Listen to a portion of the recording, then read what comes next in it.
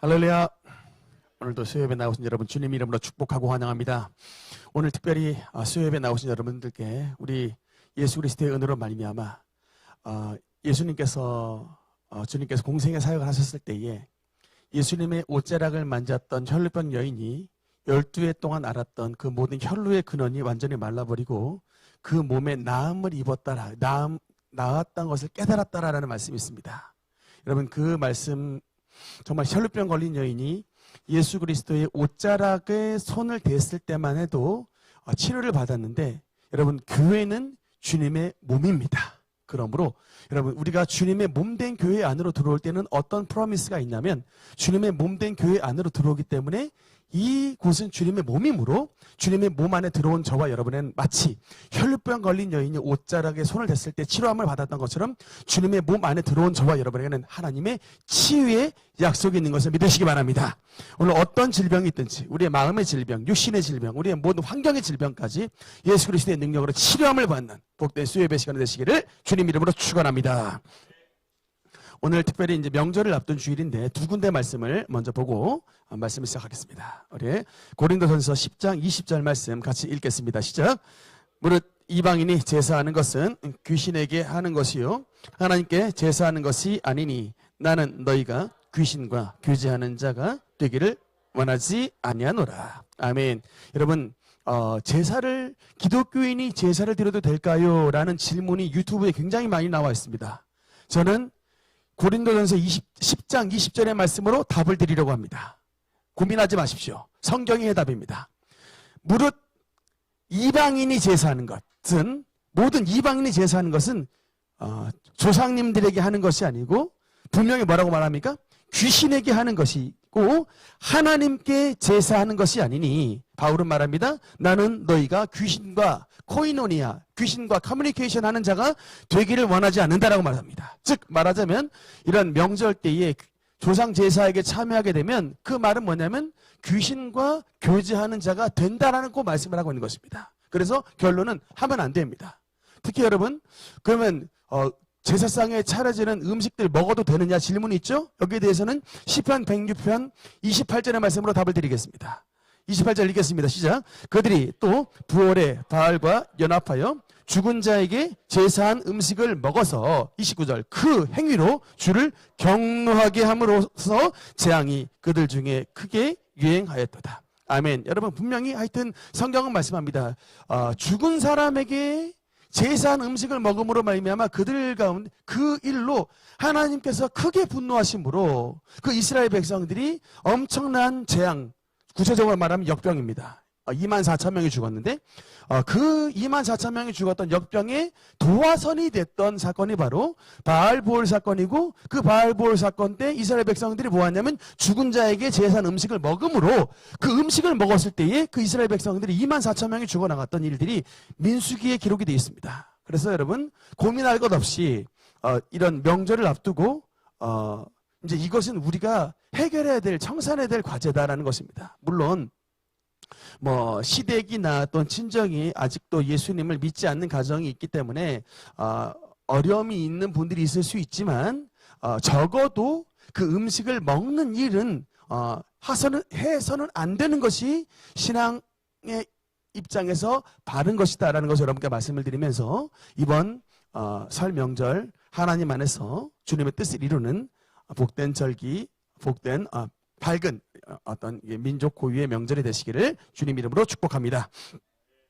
네, 오늘 성령의 열매 9가지 세 번째 시간입니다. 오늘은 말씀을 이제 큰맘 먹고, 오늘은 정말 이제 성령의 열매는 오늘까지로 마무리할 것이다. 큰맘 먹고 왔습니다. 오늘 조금 시간이 길어질 수 있는데 여러분 좀 이해해 주시면 감사하겠습니다. 성령의 9가지 열매.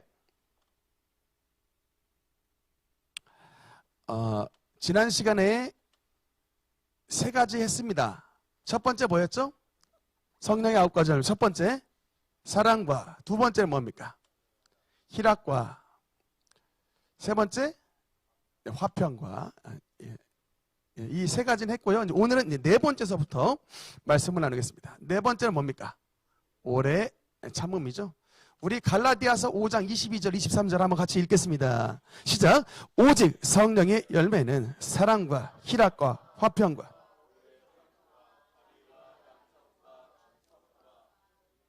절진이 이 같은 것을 금지할 법이 없느니라. 아멘. 오늘은 이 성령의 열매 9가지 열매 가운데 네 번째 오래 참음의 열매부터 말씀해 보겠습니다. 오래 참음이란 말은 원어로 참고로 알아두시면 돼요. 마크로 튀미아, 조금 어렵죠? 마크로 튀미아라는 이제 단어입니다. 이제 성령께서 우리에게 은혜를 주시면 우리에게 이제 오래 참음의 열매가 나타난다는 것인데, 외국 사람들이 한국 사람인가 이 사람이 뭐 중국 사람인가 이게 한국 사람을 구별하는 이 구별법이 세 가지가 있다고 합니다. 여행 갔던 사람들 가운데 한국 사람에게서 나타나는 특징이 세 가지가 뭐냐면, 첫 번째가 뭐냐면 식당에서 음식을 주문하고 난 다음에 웨이터한테 왜 빨리 음식 안 나오냐고 막 재촉하는 사람. 그리고 음식 나오면 10분 안에 먹고 일어나는 그런 팀들, 아주 전형적인 한국 사람의 특징이라고 하고요. 두 번째 뭐냐면 특히 비행기가 아직 이게 딱 이제 착륙을 안 했는데 한국 사람들은 벌써 안전벨트 풀기 시작한답니다. 이게 그리고 막 벌써 일어나가지고 짐 내리기 시작하는 아주 전형적으로 한국 사람의 특징이고요. 세 번째는 이게 여행 가이드가 말을 하고 있는데 중간에 그냥 말 탁 끊고 막 자기 말 해버리고 자기 또 부연 설명하고서 막 이런 또 아는 체 하는 사람. 그래서 참 한국 사람 티를 좀 내지 말아야 되는데 저도 한국 사람이에요. 제가 전형적으로 어느 때 가장 느끼냐면 식당 갔다 나올 때 자판기에서 커피가 나오는데 나올 때까지 기다리면 되잖아요. 그래서 손을 넣고 있더라고요. 이렇게. 손을 넣고, 아니 제가 손을 넣는다고 이게 빨리 나오는 게 아닌데 손을 넣고 기다리고 있어요. 그래서 나오자마자 바로 빼려고 이렇게. 예, 참 급한 성미 어쩔 수가 없나 봅니다. 세계에서 가장 유명한 한국 사람 말 뭔지 아시죠? 빨리빨리. 아주 빨리빨리, 이거 아주 유명한 말입니다.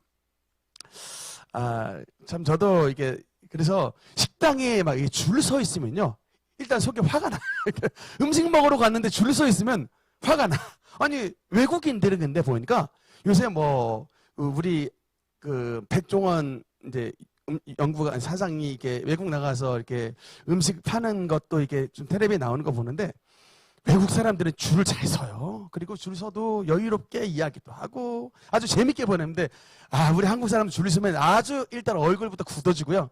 특히 어른들 못하라고 저기 막 줄 서냐 그냥 막 화부터 내시는 분들 제가 많이 봤습니다. 이거 우리 한국 사람이 이게 정서적으로 참, 그래서 이 네 번째 항목인 오래 참음의 덕목을 참 이게 성미적으로 이게 잘 이게 다스리기가 쉽지 않은 좀 단점, 우리가 이런 좀 단점을 가지고 있는데, 어쨌든 여러분 하나님의 성령께서 우리에게 역사하시면 우리에게 어떤 성품을 주시냐면 오래 기다릴 수 있는 인내의 성품을 주신다고 성령께서 말씀하시고 있습니다. 그래서 여러분, 우리는 왜 오래 참아야 되느냐, 일단 왜 인내해야 되느냐라는 질문에 베드로 후서 3장 9절의 말씀에 보면요, 우리 한번 같이 읽겠습니다. 시작. 주의 약속은 어떤 이들이 더디다고 생각하는 것 같이 더딘 것이 아니라 오직 주께서는 너희를 대하여 오래 참으사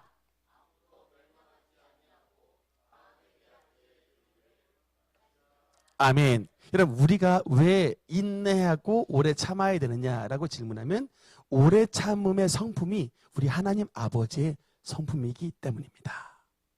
하나님께서 오래 참아 주셔서 기다려 주셨기 때문에 오늘 저와 여러분이 예배를 드릴 수 있습니다.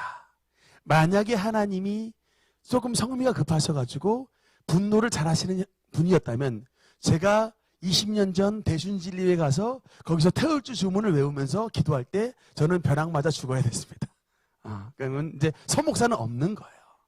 근데 하나님 그 순간에도 아이고 이런 어리석은 자식이 모태신앙이라는 놈이 어디 가서 저 대순진리에 가서 지금 빌고 있느냐, 주님께서 가슴 아파하셨지만 그래도 여러분 말씀했죠? 너희에 대하여 오래 참으사 아무도 멸망하지 아니하고 다 회개하기에 이르기를 원하시느니라. 하나님이 오래 참아주심으로 오늘 저와 여러분이 이 자리에 있습니다. 우리의 지난날의 죄를 묻지 않고 주님께서 다 참아주시고 회개하는 자마다 다 주님께서 품 안아주시며 다시금 사랑해 주신 까닭에 우리가 오늘 이 자리에 있는 만큼 그 사랑을 받은 저와 여러분도 주님을 믿는 사람으로서 뭘 해야 된다고요? 우리 이제 하나님을 사랑하는 사람들을 위해서 또 우리가 이제는 인내의 여러분 그 자락으로 그 인내의 그 자리로 우리가 들어가야 되는 것입니다. 우리는 하나님의 은혜로 말미암아 하나님 오래 참아 주셔가지고 우리가 주님의 자녀가 됐는데 막상 우리는 오래 안 참아요. 내 눈에 당장 거슬리면 화부터 내고 봅니다. 그러니까 이게 여러분 이제 이러면 안 되고 우리의 신앙이 성숙하면 성숙할수록 우리가 조금 더 인내하고 기다리고 참아줄 수 있는, 그래서 여러분 사랑장 13장에 고린도전서 13장에 제일 먼저 나오는 사랑의 인그리디언트, 사랑의 구성 요소의 첫 번째가 뭐냐면 사랑은 오래 참고입니다. 여러분 오래 참아주는 것에서부터 사랑이 시작되는 거예요. 그러니까 내가 참지 못하면 사랑은 포장지일 뿐이다 라고 주님께서 우리에게 말씀을 하십니다. 특별히 오래 참음은 세 가지 범주에서 우리가 나타나야 되는데, 첫 번째 우리가 어떤 것을 오래 참아야 되냐면 영적 성장을 위해서, 성장을 하려면 여러분 오래 참아야 됩니다. 우리 아이가 여러분 초등학교에 들어가서 대학교에 들어가려도 여러분 12년을 기다려야 돼요. 초등학교 6년, 중학교 3년, 고등학교 3년을 해야지 대학에 들어갑니다. 그러니까 10년 이상의 세월이 걸려서 아이들에게 대학을 들어갈 수 있는 자격을 줘요. 그냥 아무나 대학을 안 들어보냅니다. 성장한 자에게 여러분 성장한 자에게 이렇게 우리 교육에서도 그렇게 하지만 영적인 것도 마찬가지입니다. 우리가 그래서 조금 착각에 좀 빠질 수 있는 게 뭐냐면 특히 이게 방언의 은사를 체험하고 나면 하나님으로부터 능력을 체험을 하기 때문에 굉장히 이게 좀 심장이 뛰기도 하고요. 내가 뭔가 좀 영적으로 업된 느낌을 받습니다. 근데 이때가 굉장히 좀 잘해야 돼요. 성령의 은사와 은혜를 체험한 이 시기에 제가 좀 덕은동에서 좀 체험이 있는데, 방언을 받은 지 한 3개월 정도 됐던 자매였는데 갑자기 통보가 왔어요. 기도회 안 나온대요. 그래서 아니 이제 한참 열심히 기도해야 하셨을 때 같은데 왜 안 나오십니까? 했더니 이제 자기가 하나님 은사와 은혜를 다 체험했기 때문에 이제는 자기가 돌아다니면서 그 은혜를 좀 나눠줘야 된다는 거예요. 그러면서 그 숙모랑 같이 인도했던 숙모랑 돌아다니면서 막 안수기도 해주고 다니더라고요. 깜짝 놀랐습니다. 아니 아직 우리가 그때 제가 이제 한 은혜 체험한 지 한 10년 정도 됐던 때였는데, 아니 내공을 한 10년 정도 했던 우리도 이게 함부로 쉽게 이게 손을 내밀지는 않는데 딱 이제 3개월 된 분이 이제 안 나오고 막 은혜를 막 전달한다고. 그래서 제가 좀 이게 우리가 참 영적인 성숙에 대해서는 여러분 이게 인내가 필요하다. 그래서 인내가 정말 오래 참고 기다리고 우리가 더욱더 깊은 많은 열매를 맺을 때까지 좀 더 깊은 은혜의 세계에 들어갈 수 있는 이런 영적인 훈련이 필요한 것이고, 두 번째로는 뭐가 필요하냐면 대인관계에서도 오래 참아야 됩니다. 좋은 대인관계를 유지하는 가장 핵심 비결이 뭐냐? 1번 오래 참는 거예요. 좋은 대인관계가 되지 않고 깨지기 쉬운 거, 성급하면 바로 깨집니다. 나의 핫템퍼로 그냥 성급하게 말해버리고 성급하게 화내버리고 성급하게 액션 옮겨버리면, 그래서 카톡 보낼 때도 조금 되도록이면 여러분 그냥 화가 났을 때는 그냥 보내지 마세요. 그냥 이때 화가 났을 때 톡 하면 실수가 나요. 정말입니다. 경험이 많아요. 그러니까 그냥 내가 오늘 기분 상태가 좀 나쁘면 되도록이면 그냥 이게 그 시간에 좀 힘드시더라도 주님과 대화를 하는 그런 기도의 시간으로 가지면 좋고, 그때 내가 뭔가 떠오르는 생각들이, 나의 떠오르는 기질이 이게 실수를 바랄 때가 많습니다. 그때는 조금 기다려야 되는데요. 기다리죠? 여러분, 그리고 지나고 나면 참 내가 잘 참았다. 여러분, 제가 목회도요, 70% 이상은 참는 거예요. 그냥 어려운 순간에 70% 이상 그냥 내 성미대로 하지 않고 어떻게 됐든 간에 그냥 하나님 뜻대로 그냥 좀 기다리는 것. 지나거나 보면 잘했다고 생각이 들 때가 많습니다. 후회할 때가 언제냐? 성급하게 말해버릴 때, 성급하게 그냥 확 해버릴 때, 지나가다 보면 거의 10중 8구 후회해요. 아이고 내가 좀 참을걸. 여러분 그러니까 우리 모두 다 연약한 사람들이니 주님 안에서 이런 좋은 대인관계를 가지기 위해서도 인내의 온전한 열매를 미루는 저와 여러분 되시기를 주님 이름으로 축복합니다. 세 번째로 여러분, 우리가 또 어떤 부분에 있어서 인내가 필요하냐면 영적 전쟁에 있어서도 여러분 인내가 필요합니다.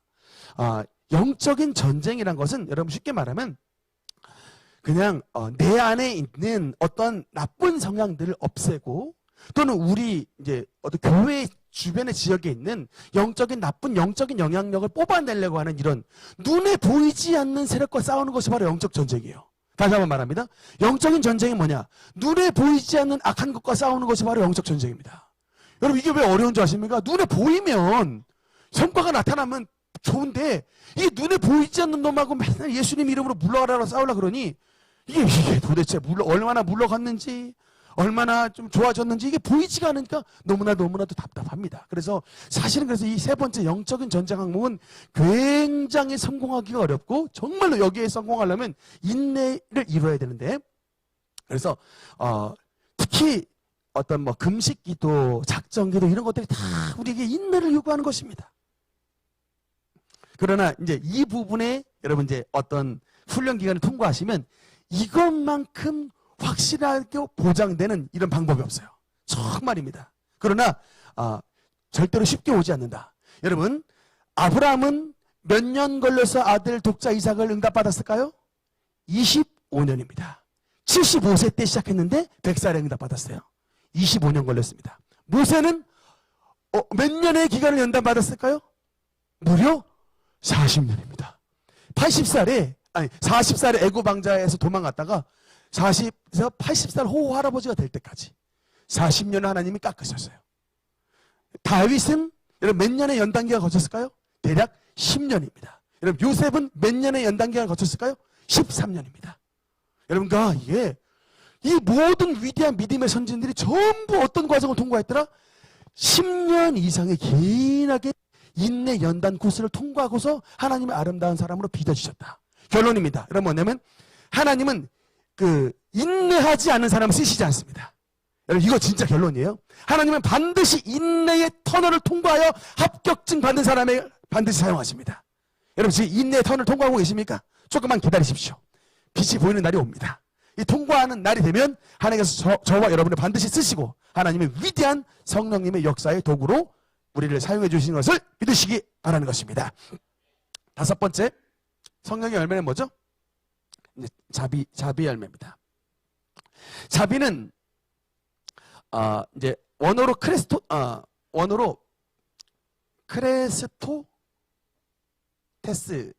크레스토테스라는데 쉽게 말하면 한자어로 긍휼입니다. 불쌍히 여기는 마음. 그래서 뭐 사람들마다도 이게 보면요, 어떤 분들은 조금 성격이 딱딱한 분들이 있어요. 이렇게 좀 약간 정을 쉽게 주지 않는 딱딱한 성격이 있고, 또 어떤 분들은 좀 다정다감한 성격이 있습니다. 근데 장단점이 있어요. 뭐 다정다감하다고 다 좋은 게 아니고 뭐 딱딱하다고 다 나쁜 게 아닙니다. 왜 그러냐면 제가 양쪽을 다 보니까 다정다감한 성격의 장점은 확실히 사람이 친화력이 있기 때문에 이게 좋지만, 단점이 뭐냐면 이게 좀 이게 시험에 드는 이 통로가 넓어요. 정이 많다 보니까 부탁도 많이 들어주고, 그러다 보면 시험이나 유혹에 넘어갈 수 있는 그런 이게 폭이 좀 넓은 단점들이 있습니다. 그러나 좀 딱딱한 성격의 장점은 뭐냐면 확실히 또 맺고 끊는 것이 있기 때문에 시험에 덜 들어요. 확실히 이게 그런 장점은 있으나, 그러나 사람이 많이 달라붙지 못하기 때문에 조금 약간 론리한, 약간 외로울 수 있는 그런 좀 단점이 있습니다만, 그래서 여러분 하여튼 근데 이제 성령께서 우리에게 임하여 주시면 우리의 딱딱한 성품을 뭐로 바꿔주신다? 하나님의 사랑과 긍휼의 마음으로 주님께서 바꿔주신다는 겁니다. 그리고 이게 성령의 열매가 다 마음의 열매예요. 우리 마음의 성품을 하나님께서 이렇게 변화시켜 주신다는 것입니다. 그래서 크레스토테스, 주님께서 우리에게 역사해 주시면 우리에게 특별히 어렵고 불쌍한 사람들에게 주님의 어떤 긍휼의 마음을 베풀어 주시는 거예요. 여러분 예수님께서 공생을 하실 때에 주님을 만나는 모든 사람에게 그러니까 민주 백성들이 주님을 향해서 외쳤던 말이 뭔지 아십니까? 주님을 만났던 모든 사람들이 예수님을 향해서 외쳤던 말이 딱 이거예요. 다윗의 자손 예수여, 나를 긍휼히 여기소서. 나를 불쌍히 여기소서입니다. 다윗의 자손 예수여, 나를 불쌍히 여기소서가 주님을 만나는 공식 언어였어요. 여러분, 이게 무슨 말이에요? 예수님은 저와 여러분을 긍휼히 여겨주시는 분이라는 거예요. 오늘 우리가 지금 예수님을 믿는 것도 우리의 자격이 아니라, 여러분 세상만 조금만 나가보세요. 얼마나 계급을 많이 나눈지 모릅니다. 세상이 요새 각박하잖아요. 왜 각박한 줄 아십니까? 팍팍 끊어버리는 거예요. 제가 최근에도 좀 가슴 아팠던 얘기를 들었는데, 이 가까운 분인데 이게 누군가가 이렇게 막 친근하게 좀 다가오더래요. 친근하게 해서 이게 말도 걸고 친근하게 하길래 같이 좀 친하게 지내라 했더니 어디에 사느냐를 물어보더랍니다. 어디에 사느냐. 근데 어디에 산다라고 주소를 얘기했더니 아파트의 브랜드를 대강 검색을 해봤나 봐요. 임대라고 나오니까 바로 그 손절. 그래서 설마 했대요, 진짜. 근데 그렇게 해버리더랍니다. 그러니까 그리고 막 좀 희한한 단어를 쓰면서 무슨 엘사라고 해가지고, 이게 겨울왕국에 나오는 캐릭터인데 엘사가 뭐냐고 했더니 LH에 사는 사람들 해가지고 이런 말도 안 되는 이런 이름을 붙여버리더라. 그러니까 이게 전 솔직히 제가 안 들었기 때문에 진짜 이게 진짜 실화인가 좀 이게 근데 좀 그렇게 이게 유세요. 여러분, 대한민국이 얼마나 교만해졌는지 이런 말도 안 되는 조어를 써가지고 사람들을 상처를 주는 일들이 있습니다만, 절대로 교회 안에서는 이제 이런 어떤 차별의식, 계급의식 이런 거 정말로 말도 안 되는 거다. 정말 그분들 다 복음 예수 제대로 믿으셔야 돼. 그분들 진짜 그런 단어 쓰시는 분들, 그렇게 말하는 사람들은 다윗의 자손 예수여, 나를 불쌍히 여기소서, 이런 단어를 이런 기도를 할 자격이 안 된다. 좀 반성하셔야 된다. 제가 지금 그렇게 좀 리프를 달고 싶습니다. 어쨌든 참 주님께서 저와 여러분을 사랑해 주신 까닭에, 우리를 불쌍히 여겨주신 까닭에 오늘 우리가 있기 때문에, 우리도 정말 주님의 긍휼의 성품으로 우리도 남들을 좀 불쌍히 여겨주는 그런 삶을 살아야 되는 것입니다. 이 사도행전에 두 명의 인물이 나옵니다. 첫 번째는 도르가라는 인물이고, 두 번째는 고넬료라는 인물인데, 여러분 도르가라는 인물은 어떤 특징이 있냐면, 예수님의 제자 베드로가 죽은 자를 살린 기적을 일으켰는데, 첫 번째 죽은 자를 살렸던 제자들이 마치 예수님처럼 죽은 자를 살린 그 기적의 대상이 됐던 사람이 바로 첫 번째 인물이 바로 도르가예요.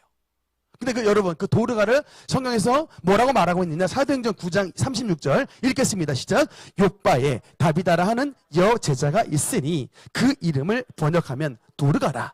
선행과 구제하는 일이 심히 많았다니. 아멘. 여러분, 그래서 어떻게 이 다비다, 이 도르가가 정말 죽은 가운데서 살아나는 그런 은혜를 누렸는가 봤더니 비결이 뭐예요? 선행과 구제가 심히 많았더라 라고 성경에서 증언하고 있습니다. 그랬더니 결국에는 이 과부들이 나중에 베드로 앞에 찾아가서 막 울어요. 그러면서 뭐를 들고 울었냐면, 그들이 막 속옷을 꺼내 들고 막 우는 거예요. 알고 보니까 이 과부들이 입고 있던 이 속옷을 몽땅 다 다비다 도르가가 다 만들어준 거예요. 이렇게 우리에게 옷도 없는 우리들을 속옷도 다 만들어준 이 다비다 도르가가 이렇게 일찍이 갔으면 어떡하면 좋습니까? 하고 막 과부들이 막 가슴을 치고 우니까 하나님의 성령께서 베드로에게 역사해 주심으로 말미암아 그 죽은 이 다비다 도르가를 하나님의 은혜로 살려내는 그 역사의 백그라운드가 됐던 게 바로 뭐다? 도르가의 구제였다라고 말씀하고 있는 것입니다. 이 두 번째 인물은 여러분 고넬료인데, 고넬료에 대해서 사도행전 10장 4절 한번 읽겠습니다. 시작. 고넬료가 주목하여 보고 두려워하여 이르되 주여 무슨 일이신가? 천사가 이르되 내 기도와 구제가 하나님 앞에 상달되어 기억하신 바가 되었으니. 아멘. 여러분 고넬료는 누구예요?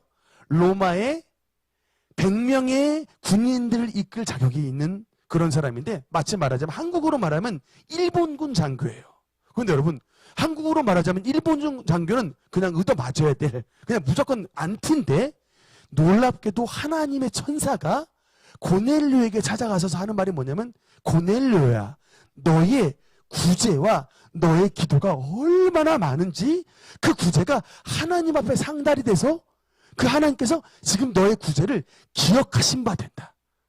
마치 말하자면 일본군 장교 같은 이런 로마 백부장이 유대인들에게 너무나도 많은 선행을 했더니 그 모든 선행이 하나님께서 하나님 나라의 상달이 됐다는 거예요.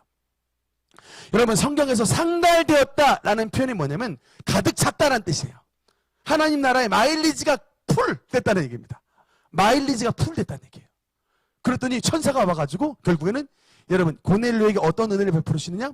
이방인 가운데 성령을 맨 처음 받았던 사람이 바로 고넬료입니다. 그러니까 이방인에게 성령의 문을 열어 제낀 사람, 그 사람이 바로 고넬료인데 무엇 때문에 그렇게 은혜를 받았느냐? 그 모든 기도와 특별히 구제가 하나님 앞에 상달이 되었기 때문인 것입니다. 그래서 여러분 우리 모든 성도님들도 어려운 사람들에게 선행을 베푼다면 도르가처럼 고넬료처럼 하나님 앞에 가장 또 많은 은혜를 받게 되는 그런 하나님의 사람이 될 줄 믿습니다. 여섯 번째 성령의 열매는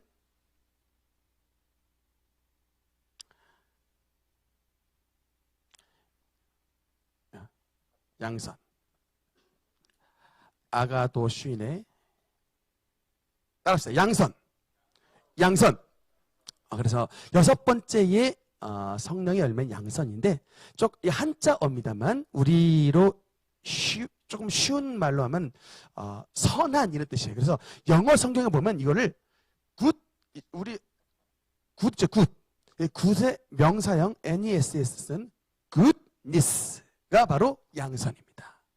이게 구약 성경에는 어떤 단어로 쓰였냐면 토브라는 단어인데 요새 이 단어가 조금 인터넷상에도 많이 나오더라고요. 토브라는 뜻인데 여러분 이게 어떤 뜻이냐면 하나님이 천지를 창조하셨을 때 보시기에 좋았더라 라고 했던 단어가 토브예요.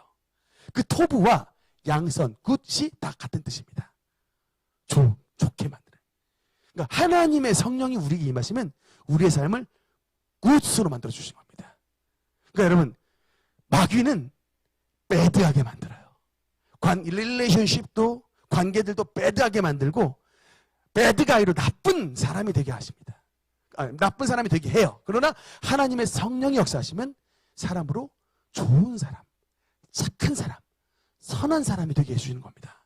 그래서 여러분 여기에 대명사가 누구냐면 사도행전 11장 24절입니다. 읽겠습니다. 시작. 바나바는 착한 사람이요 성령과 믿음이 충만한 사람이라. 아멘. 그러니까 이 바나바는 성경에 나오면 착한 토브, 양선의 대명사입니다. 하여튼 그래서 우리 교회들마다 이 바나바 운동을 굉장히 많이 해요. 그러니까 뭐냐면 이 바나바사에게 뭐냐면 새로 오신 분들을 이제 처음 교회에 오셨을 때 그분들하고 같이 대략 한 6주간 같이 식사도 하고 그들을 위해서 기도해주고 또 그들을 위해서 미리 나와서 기다려주는 이제 그게 이 바나바 역할이 바로 그런 역할인데 그래서 교회들마다 발전하는 교회들마다 이 바나바 사역을 굉장히 많이 하고 있는데 우리 지금 그래서 김영수 집사님도 우리 능력교회 지금 바나바십니다. 그리고 여자로서는 우리 한미 집사님이 바나바인데 오신 분들하고 맨날 같이 식사하시잖아요. 그리고 항상 이제 그 처음 오신 분들이 교회에 잘 정착할 수 있도록 이제 그런 바나바 역할을 하시는데 그 바나바가 바로 그런 삶을 살았던 사람입니다. 사도 바울이 사울이었던 시절에 사울 누군지 아시죠? 교회 사람들 다 잡아가고 스테반 때려 죽였던 이런 악한 사람이 갑자기 회심해가지고 교회 안에 들어왔는데 이거 혹시 간첩 아니야? 라고 하는 이런 시점에 있을 때 바나바가 자신의 신용을 걸고 들어간 거예요. 나 믿지? 내가 이 사울 정말 내가 이 바울됨을 내가 보증하니 다 이제 우리 교회 일원으로 삼아 주십시다. 그렇게 해가지고 여러분 성경을 13권 쓴 사도 바울이 생겨나게 됐던 것입니다. 그리고 나중에 보니까 바나바가 보니 이 사도 바울이라는 사람이 자기보다 머리도 똑똑하고 정말 잘났거든요. 한 걸음 물러나서 그 사람을 앞장 세웠습니다. 여러분 이게 진짜 어려운 일이에요. 이게 다 누구나 경쟁 심리가 있기 때문에 자기보다 조금 앞서면 마음이 이게 막 섭섭이가 막 틈타는 일들이 굉장히 많이 있는데, 여러분 바나바는 하나님이 위대한 달란트를 가지고 있는 사도 바울을 자신보다 더 앞세워줬던, 그게 바로 여러분 성경에서 말하는 여러분 토부예요. 아가도슈네입니다. 그게 바로 착함입니다. 착함이 뭐라고요? 사랑하는 사람을 위해서 자기의 자리를 양보해 줄 수 있는.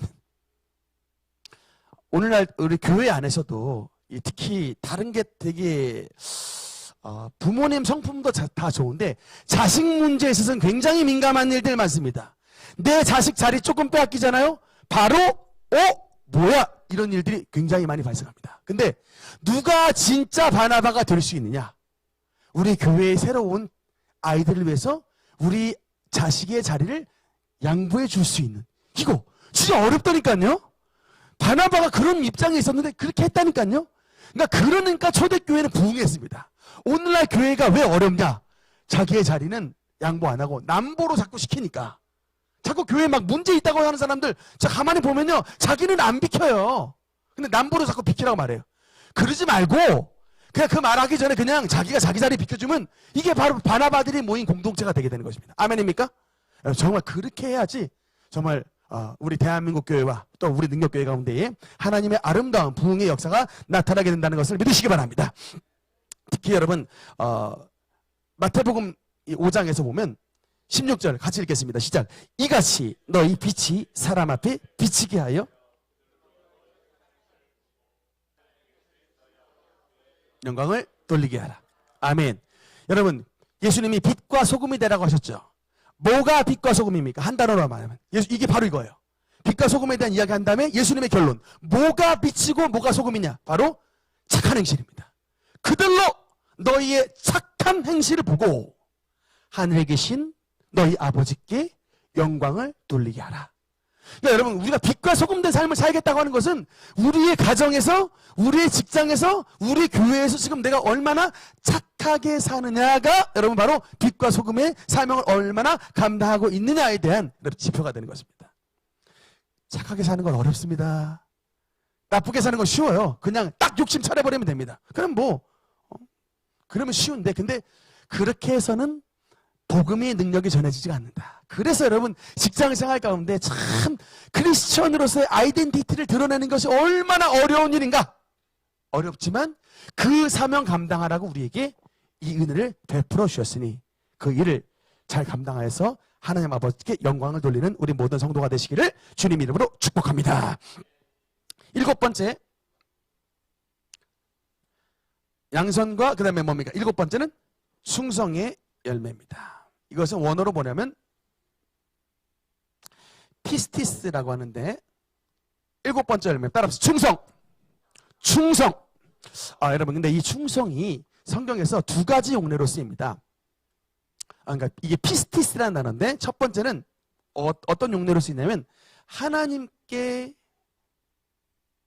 쓰이고, 두 번째는 사람에게. 용례가 달라요. 하나님께 피스티스가 쓰이기도 하고 사람에게 피스티스가 쓰이기도 하는데, 그러면 하나님께 쓰일 때는 어떤 단어로 나오느냐? 디모데 후서 2장 13절 읽겠습니다. 시작. 우리는 미쁨이 없을지라도 주는 항상 미쁘시니 자기를 부인하실 수 없으시리라. 아멘. 이 피스티스란 단어가 하나님께 쓰일 때는 어떤 단어로 쓰인다고요? 미쁘다. 미쁘신 나의 좋은 친구. 여러분, 미쁘다 찬송가 나오네. 무슨 뜻입니까? 찬송가 미쁘신 나의 좋은 친구는 물론데 그게 무슨 뜻이에요? 미쁘다는 말은 뭐냐면 신실하다, 신실하시다. 이 말은 뭐냐면 믿으실 수 있다는 거예요. 믿으실 만한 분이라는 얘기예요. 우리는 미쁨이 없을지라도, 우리는 믿을 만한 사람이 못 될지라도 주는 항상 미쁘시니, 주님은 항상 믿으실 수 있으니 자기를 부인하실 수 없다. 여러분, 기도를 우리가 왜 할까요? 하나님은 미쁘신 분이기 때문에, 믿으실 만한 분이기 때문에 기도하는 겁니다. 하나님이 변덕스러워. 그러면 우리가 기도할 수 있겠습니까? 근데 여러분, 진짜 변덕스러운 것들이 누군지 아십니까? 귀신들. 엄청 변덕스러워요. 제가 지리산에서 점쟁이 만났다는 거 아니겠습니까? 점쟁이 제가 증언을 진짜 들었는데 귀신들 진짜 변덕스러워요. 이게 무슨 얘기냐면 지가 막 기분 좋을 때는 막 점괘를 막 줘요. 막 점괘 막 줘가지고 온 사람들을 막 잘 맞추게 해줍니다. 근데 귀신도 막 기분 나쁠 때가 있어요. 그럴 때는 자기 신 받아가지고 지금 그 이름으로 점괘를 주는 사람에게 점괘를 하는 사람이 점괘 안 준다니까요. 지 이름으로 하는 사람에게 안 줘. 그러니까 와야 되는데 메시지가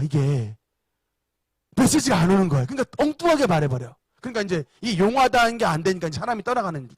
그러니까 이제 막 또 그러면 또 막 비는 거예요. 어떻게 해야 됩니까? 그러면 구판 벌려라 그래가지고 막 돈 막 5천만 원씩 쓰게 하고. 그래서 여러분 귀신들이 제일 처음에 막 떼돈 버는 것 같은데 나중에 보면 막 엄청나게 비참해져요. 왜 그러냐? 이 처음에는 이게 뭐 너 받아들이면 엄청 부자가 돼주게 꼬셨다가 이것이 미쁘지 않고 엄청 변덕스러운 거예요. 그러니까 이게 그냥 귀신들이 나중에 말로가 무당들이 굉장히 비참해지는 일들이 많이 있습니다. 근데 반대로 우리 하나님은 일양 미쁘시다. 변함이 없으시다. 신실하다는 것을 믿으시기 바랍니다. 하나님은 그래서 우리에게 신실하신 분이고, 그래서 이 단어가 사람에게 쓰이면 이제 충성이라는 뜻입니다. 하나님은 저와 여러분에게 정말로 신실한 분이시고, 뭐 이거 간증하자면 오늘 뭐 한 2시간 해야 돼요. 그래서 하나님은 하여튼 약속을 지키신다. 간단하게만 말하겠습니다. 여러분, 우리 지축동 성전 이거 짓기 전에 화전동 성전 건축할 때 하나님이 이미 한 번 또 성전 건축이 있다고 분명히 약속 주셨어요. 그래서 그때 얼마나 깜짝 놀랐던지, 아직 화전동 성전 바닥에 막 공사하고 있는데 하나님께서 이것이 너희가 끝이 아니고 또 성전 건축이 있느니라. 그게 이제 2015년도였는데 제가 너무 막 좋아가지고 아멘하지 못하고, 하나님 아직도 우리 지금 건축도 안 끝났는데 무슨 또 이런 응답을 주십니까? 라고 볼멘 소리를 했는데, 나중에 4년 있다가 이 땅 사는 것을 보면서 제가 진짜 깜짝 놀랐습니다. 하나님께서 정말 우리의 앞날을 예비해 놓고 계시고 약속을 반드시 지키시는구나. 여러분, 우리 교회만 그러시는 게 아니라 하나님께서는 여러분에게 어떤 응답을 주시든 간에 그 응답을 반드시 지키시는 신실한 하나님인 것을 믿으시고 주님 안에서 더욱더 충성하시는 우리 모든 성도가 되시기를 주님 이름으로 축원합니다. 8번째 열매 보겠습니다. 8번째 성령의 열매는 뭐죠? 8번째는 이제 온유의 열매인데, 원어로 프라우테스라고 합니다. 따라합시다. 온유.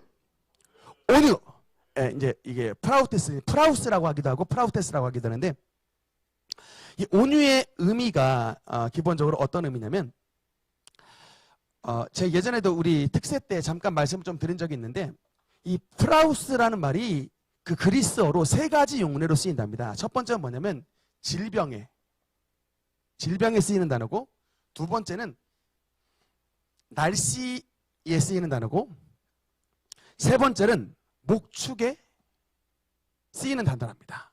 이 프라우스라는 단어가. 그래서 이 질병일 때 질병이 프라우스해졌다라고 하면 뭐냐면 갑자기 막 코로나가 확 막 도져가지고 온 도처에 돌렸다가 지금 어떻게 됐어요? 잠잠해졌죠.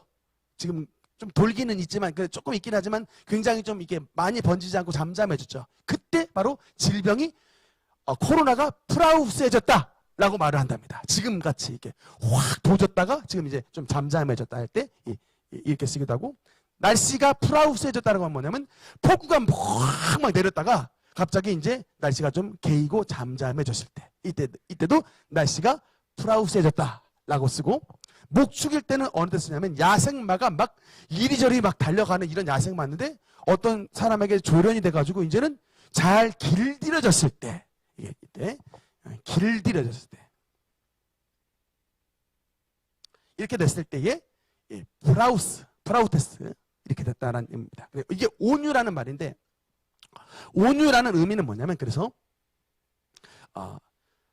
이게 거친 성미가, 하나님을 만나기 전에는 자기밖에 모르고 혈기방장하고 세상 방탕하게 살았던 사람이 하나님을 만났을 때 마치 길들여진 말처럼, 유순해진 말처럼 에너지가 주인의 뜻으로 말미암아 통제가 되는 그런 상태가 바로 프라우스가 바로 그런 의미인데, 온유라고 하는 의미가 바로 프라우스입니다. 그래서 여러분 이제 우리가 성령의 열매를 온유의 열매를 맺게 되면 자신을 어떻게 된다는 얘기예요? 옛날에 거친 성미, 막 그냥 내 마음과 내 뜻대로 살았던 그런 사람이 이제는 하나님의 뜻에 이렇게 조련된 하나님을 위해서 에너지를 쓸 수 있는 사람이 되는 겁니다. 여러분 이게 에너지가 이게 많은 사람이 이게 에너지가 딱 이게 한 곳에 응축이 되면 굉장히 멋진 일을 하게 됩니다. 이 처음으로 등장했던 여러분 민수기 12장 3절 한번 읽겠습니다. 시작. 이 사람 모세는 온유함이 지면의 모든 사람보다. 아멘. 모세 여러분 생각해 보세요. 어떤 사람입니까? 화가 났을 때 시내산에서 내려왔는데 밑에서 막 우상숭배하고 있어요. 하나님 앞에 받았던 덮개판을 어떻게 버립니까? 던져버렸죠? 박살 내버리잖아요. 뭡니까? 거친 성미의 사람인데, 그러니까 힘이 없는 사람이 아닙니다. 그러니까 거친 성미의 사람이지만, 그러나 이 지금 12장 3절에 이 사건이 뭐냐면, 자신의 누이였던 미리암과 자신의 형님이었던 아론이 민족 지도자였던 모세를 탄핵을 하려고 하는 지금 자리예요. 빌미는 뭐냐면 구스 여자 이방인하고 결혼했다라는 것을 탁 잡아가지고 당신이 어떻게 이스라엘하고 놔두고 구스 이방 여인하고 결혼할 수 있습니까? 라고 하면서 이게 막 정식으로 그야말로 임피치먼트를 한 거예요. 탄핵장을 탁 내밀었을 때 여기에 누가 앞장섰냐면 누이 미리암이 더 앞장을 섰기 때문에 결국은 하나님의 징계를 받아서 미리암이 문둥병에 걸렸는데 이때 이 순간에 민수기 12장 3절에 모세가 어떻게 하냐면 자기를 탄핵하려고 했던 미리암을 위해서 하나님 앞에 무릎 꿇고 기도하면서 하나님 우리 누이의 질병을 고쳐주시고 저를 용서해 주옵소서라고 간구했던 겁니다. 여러분이 만약에 그 위치에 있다면 여러분은 그렇게 기도를 드리실 수 있겠는가? 라고 생각을 했을 때 어떻습니까? 지금 우리나라에도 지금 탄핵이라는 단어가 굉장히 많이 지금 나오고 있는데 자신을 지금 진짜로 탄핵하고 끌어들이는 사람을 향해서 하나님을 향해서 용서의 기도를 드릴 수 있는 사람, 그 사람이 바로 모세였다라고 해요. 그래서 하나님은 이 사람 모세는 온유함이 지면의 모든 사람보다 더하였다라고 말씀합니다. 하나님의 성령께서 우리에게 임하시면, 즉 성령의 열매를 맺는 사람은 온유한 사람인데 그 온유함은 자신을 반대하는 그런 사람을 위해서도 하나님께 기도할 수 있는 사람이에요. 우리 신앙인들 참 좀 어렵지만 우리의 신앙이 성숙됐다라고 하는 것은 뭐냐면 자신을 향해서 맨날 뭐 칭찬하고 좋게 말하는 사람만을 위해서가 아니라 지금 나름대로 자기를 힘들게 하고 자기를 조금 어렵게 하는 사람을 위해서도 하나님 앞에 기도할 수 있는, 그들을 품을 수 있는 그것이 바로 여러분 온유의 성품이라고 말하는 것입니다. 그런 자에게 하나님께서 어떤 은혜를 베풀어 주시냐? 여러분 시편 37편의 말씀에 보니까 11절 읽겠습니다. 시작. 그러나 온유한 자들은 땅을 차지하며 풍성한 화평으로 즐거워하리로다. 아멘. 온유한 자는 어떻게 된대요? 땅을 차지한다. 이 말이 뭡니까? 그냥 조금 직설적으로 말하면 온유한 자는 부유해야 된다. 온유한 자는 부유함의 은혜를 누리게 된답니다. 반대로 말하면 자꾸 그냥 화 잘 내고 혈기 부리고 짜증내고 자꾸 막 그냥 남 욕하고 미워하면 어떻게 된다는 얘기예요. 있는 재물도 날아간다. 그러니까 여러분 가끔 저도 막 화가 막 치밀 때가 있는데 이 말씀 붙잡고 참아요. 가뜩이나 땅도 없는데 가뜩이나 가난한데 여기서 또 더 가난해지면 도대체 내가 어디로 가겠는가. 주여 온유한 자는 땅을 차지하겠다고 했어요. 주여 참게 하옵소서. 참는다니까요. 괜히 또 가뜩이나 어려운 마음 상해서도 가슴 아픈데 막 물질 손해까지 보면 더 가슴이 아프지 않습니까? 그냥 이렇게 해서라도 그냥 적용을 한번 해보세요. 화가 날 때 하나님께서 온유한 자들은 땅을 기업으로 받는다라고 하는 겁니다. 그러니까 그건 뭐 천국에서만의 땅만이 아니라 이 땅에서도 해당하는 것입니다. 여러분 그래서 제가 진짜 보니까 화 잘 내고 혈기 잘 부리는 사람 재산 손해 많이 봐요. 진짜 이거 진짜입니다. 제가 좀 오래 봤습니다. 화 잘 내고 혈기 잘 부리는 사람 하여튼 이게 재산 손해 많이 봐요. 근데 가만 보니까 좀 이게 화도 좀 클래식하게 내는 사람들 있잖아요. 이게 좀 이게 재산 유지 잘 하시더라니까요. 그냥 제가 하여튼 좀 통계적으로 봤더니 좀 그런 것들이 있더라고요. 그래서 시편 37편에 11절에 온유한 자들은 땅을 차지한다고 했으니 하나님 안에서 온유해지시는, 그래서 주님의 부유하심의 축복을 누리시는 우리 모든 성도가 되기를 주님 이름으로 축복합니다. 마지막 9번째입니다. 9번째 성령의 열매는 뭘까요? 절제의 열매입니다. 이게 원어로 뭐냐면 조금 어렵습니다. 앵크라테이아라고 하는데 따라합시다. 절제. 마지막 9번째 열매는 절제 열매인데 한마디로 말하면 성령님의 통제가 내 삶에 나타나는 거예요. 절제 열매는 뭐냐면 내 하고 싶은 대로 살았던 내가 이제는 하나님의 은혜로 말미암아 성령께서 나를 통제해 주시는 성령의 지배하심이 나를 다스리는 상태가 바로 절제입니다. 이게 절제란 앵크라테이아라는 단어가 주권하고 연결이 되어 있는 단어예요. 지배력. 하나님의 지배력이 나를 다스린 겁니다. 여러분, 우리가 옛날 하나님 믿기 전에 어떻게 됐죠? 내 생각대로 살았잖아요. 내 그냥 마음 가는 대로 살고 내 필되는 대로 살고 그냥 하고 싶으면 하고 안 하고 싶으면 안 하고. 근데 여러분, 하나님의 성령이 우리에게 임하시면 나를 지배해 주시는 거예요. 그러니까 옛날에 내 생각대로 살았는데 이제는 성령의 소욕대로 살기로 애를 쓰는 사람이 되는 것입니다. 그게 바로 성령 충만의 상태예요. 하나님이 뭘 원하시지? 하나님이 원하시는 대로 나를 어떻게든 좀 맞추려고 하는 사람. 내가 좀 게을러도 하나님이 원하시면 조금 부지런하게 애쓰고, 내가 성격이 좀 급해도 하나님이 원하시면 내 성미 좀 죽이고, 하나님이 원하시면 내가 지금 피곤해도 조금 더 열심을 내려고. 그러니까 하나님의 맞추는, 하나님의 이 통제와 지배에 내가 어떻게든 들어가려고 하는 이런 상태, 이것이 바로 여러분 절제의 열매가 맺혀진 상태의 사람인 것입니다. 여러분 고린도전서 9장 25절 절제에 대한 말씀, 고전 9장 25절 읽겠습니다. 시작. 이기기를 다투는 자마다 모든 일에 절제하나니 그들은 썩을 승리자의 관을 얻고자 하되 우리는 썩지 아니할 것을 얻고자 하노라. 아멘. 얼마 전에 조금 약간 된 텔레비전에서 삼성 라이온즈 야구 선수인 뷰캐넌의 이야기를 한번 본 적이 있습니다. 혹시 여러분 아십니까? 삼성 팬 야구 선수 모릅니까? 이 뷰캐넌이라고, 인물도 굉장히 잘생겼고 부인도 너무너무 예뻐요. 그래서 그 가족들이 어디 고속도로 휴게소를 가다가 이제 음식을 먹는 딱 그런 장면이 이제 이 카메라 리포트에 딱 찍혔는데, 뭐 애기들은 뭐 돈가스니 뭐 짜장면이니 뭐 고속도로에서 나오는 맛있는 음식만 먹고 부인도 먹는데, 이 뷰캐넌 선수가 딱 뭐라고 하냐면 나는 프로 선수기 때문에 이런 거 먹을 수 없다는 거예요. 딱 절제하더라고요. 그래서 자기는 다른 건 모르는데 자기 관리에 있어서는 끝판왕이라고 그러더라고요. 굉장히 그래서 프로 선수로서 오래 달리고 싶다. 그래 하는 말이 뭐냐면, 야구 선수가 프로 선수로서 이게 에너지가 이게 딱 나오려면 먹고 싶은 거 다 못 먹는데요. 그냥 인스턴트 음식 진짜 못 먹고, 내가 먹고 싶은 걸 못 먹고 산답니다. 프로로 살려면 그 음식들 절제를 딱 해야 된대요. 그래야 구속이 나온대요. 그래야 내가 상대를 이게 힘과 기술로 제압을 할 수 있지, 내가 먹고 싶은 거 다 먹고 그냥 절제 못하면 프로 선수로서는 땡이랍니다.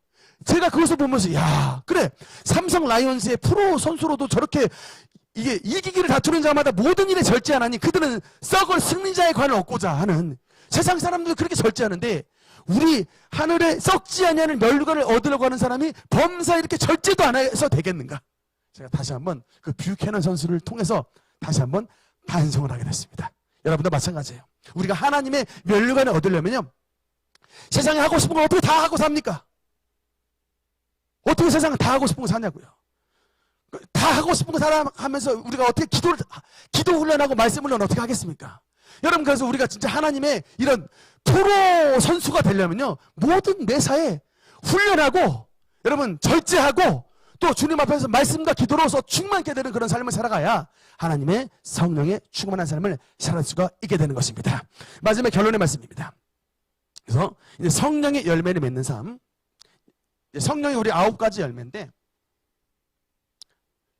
마지막 이제 3가지, 성령의 9가지 열매, 사랑과 희락과 화평과 오래 참음과 자비와 양선과 충성과 온유와 절제의 이 열매를 구체적으로 그럼 어떻게 맺을 수가 있느냐, 이 3가지로 마무리를 짓겠습니다. 첫 번째, 일단 우리 요한복음 15장 4절 말씀 읽겠습니다. 시작. 내 안에 거하라, 나도 너희 안에 거하리라.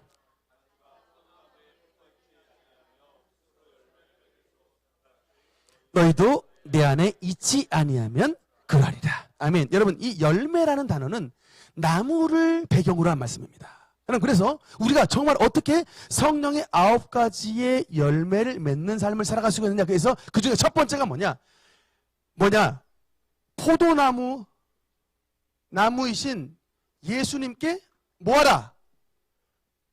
붙으라. 첫 번째, 붙으라입니다. 나무에 붙으라. 따라서 나무에 붙으라. 나무에 붙으라. 포도나무이신 예수님께 붙어야 돼요. 스스로 열매를 맺지 못합니다. 내 안에 거하라. 나도 너희 안에 거하리라. 가지가 포도나무에 붙어 있지 아니하면 스스로 열매를 맺을 수 없음 같이 너희도 내 안에 있지 아니하면 그러하리라. 우리가 주님께로 붙어 있어야 주님으로부터 우러나오는 하나님의 성령의 역사로 말미암아 성령의 9가지 열매가 맺혀지게 되게 되는 것입니다. 붙어야 돼요. 내 힘으로 나는 열매가 아니라 주님께로 더욱더 가까이 가면 가까이 갈수록 하나님의 열매가 맺혀지는 것입니다. 주님께로 가까이 간다는 얘기가 뭐냐? 십자가의 날마다 가까이 나아가는 거예요. 주님의 십자가로 날마다 가까이 나아가 그 십자가의 보혈로 자신을 씻고 그 십자가의 은혜로 말미암아 더욱더 충만케 돼서 예수 그리스도의 성품이 우리 속에 나타나게 되는, 주님과 딱 붙는다는 것은 일치가 된다는 얘기예요. 연합된다는 얘기입니다. 저 사람을 보니까 작은 예수 같아. 그러니까 서충훈인데 서충훈이 아니고 예수님 같은 거예요.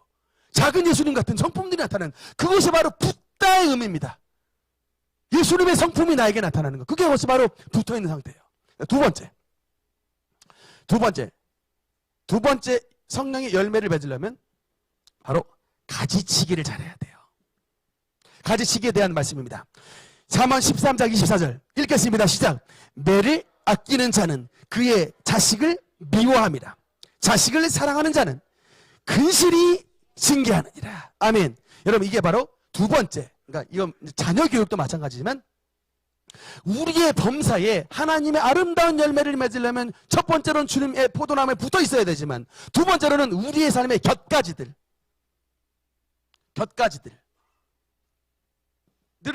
가지치기 잘라내야 되는 거예요. 회개와 여러분 교육을 통해서 여러분 우리의 모든 잘못된 것들을 잘라내야 됩니다. 잠언 13장 24절에는 우리의 어린 아이도 하나님의 올곧은 나무로 키우기 위해서 여러분 어떻게 하라고요? 가지치기를 하라는 얘기예요. 자식을 사랑하는 자는 근실이 징계하느니라. 하나님의 말씀을 지키지 않았을 때에 우리 자식의 엇나간 가지들을 가만히 냅두는 부모들이 있어요. 그럼 이게 나중에 시간이 지나면 이게 곁가지가 본가지보다 더 크게 됩니다. 아주 볼품없는 나무가 되어버리는 거예요. 우리 하나님께서 올곧은 의의 나무로, 정말 이 의의 감람나무로 쫙 성장하는 올곧은 나무가 되려면 어릴 때부터 가지치기를 근실해야 돼요. 자식을 사랑하는 자는 근실이 징계하느니라. 여러분, 시도 때도 없이 애를 때리라는 얘기가 아니라 하나님의 법을 어겼을 때, 하나님의 법을 잘 지킬 때는 양분도 주고 사랑도 주고 물도 주고 햇빛도 비춰주면서 계속 잘 키워야죠. 그러나 여러분, 우리는 다 속에 악이 들어있기 때문에 어쩔 수 없어요. 어릴 때부터 거짓말하고 속이고 죄지입니다. 이때에 에이구 내 새끼니까 나중에 정신 차리겠지, 이렇게 하지 말라는 거예요. 성경은 뭐랍니까? 매를 아끼는 자는 그 자식을 미워한다는 겁니다. 이게 내가 사랑해서 매를 아끼지만 그게 하나님께서 보시기엔 너 자식을 미워하는 행동이라고 말해요. 뭐라고 말합니까? 그러면서 진짜 네가 자식을 사랑하면 하나님의 법을 어겼을 때 근실이 징계하여 그 자식에게 있는 이런 곁가지들을 가지치기 전지해버림으로 하나님의 올곧은 나무로 만들어 가라고 말씀하시고 있는 것입니다. 세 번째는 여러분 야고보서 1장 3절 4절 마지막입니다. 야고보서 1장 3절 4절 읽겠습니다. 시작. 이는 너희 믿음의 시련이 인내를 만들어내는 줄 너희가 알미라. 인내를 온전히 이루라. 이는 너희로 온전하고 구비하여 조금도 부족함이 없게 하려 함이라. 아멘. 첫 번째는 우리가 포도나무이신 예수님께 붙어 있어야 되고, 두 번째는 그 곁가지, 우리가 살아가면서 뻗어나가는 곁가지들을 가지치기에서 잘라내야 된다면, 회개에서 잘라내야 되면, 세 번째가 뭐냐면, 여러분 농사에 있어서 제일 중요한 게 뭔지 아십니까? 이거 진짜 농부에게 들었던 얘기입니다. 다큐에 나왔던 건데, 바람을 견디는 거예요. 여러분 농사에 있어서 과일에 이게 가장 퀄리티를 잘 올리려면 바람을 견뎌내는 과일이 돼야 그게 진짜 좋은 과일이 된대요. 근데 과일이 바람을 안 맞잖아요? 그러면 그 과일은 나중에 연약한 과일이 돼서 낙과가 된답니다. 이거 이 농부들이 전문 경영인들이 말하는 겁니다.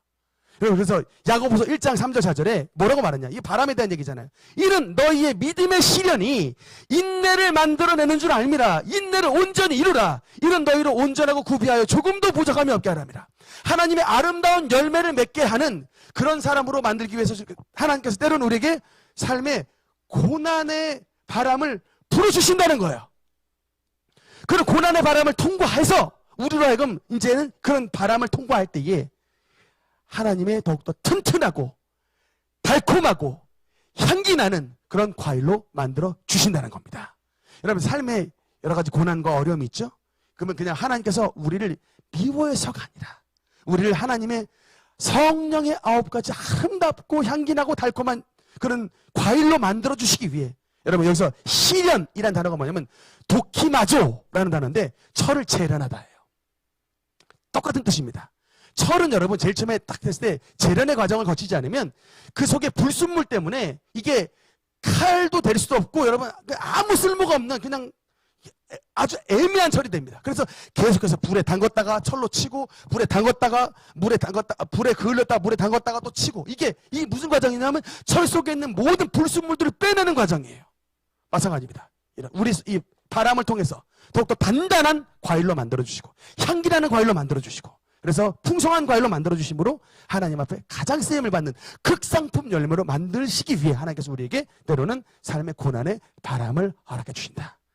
그때에 어떻게 해야 돼요? 끝까지 바람을 잘 견디며 인내하면 하나님께서 원하시는 때에 하나님이 가장 기뻐하시는 극상품 열매로서 온전한 열매를 맺게 되게 되는 것입니다.